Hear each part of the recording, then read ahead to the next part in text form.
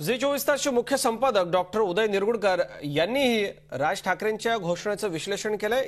या सभेत ही घोषणा करून राज यांनी विधानसभा प्रचाराची सुरुवात केल्याचं डॉक्टर निरगुडकर म्हणाले।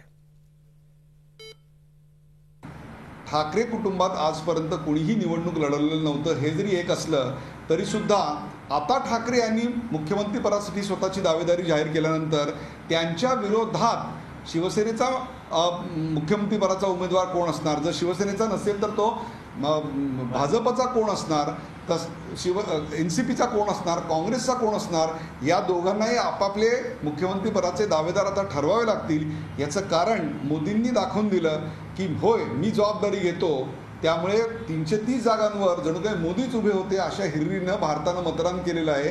अन्यथा ज्या उमेदवारांनी आता यश मिळवलं आहे त्यांच्या नावावर याच्या निम्म्यासुद्धा त्यांना मतं पडली असती का, हा सुद्धा एक खरा सवाल आहे। त्यामुळे आज तरी या विधानसभेच्या निवडणुकीच्या प्रचाराचा नारळ मनसेनं वाढवला एवढं मात्र नक्की।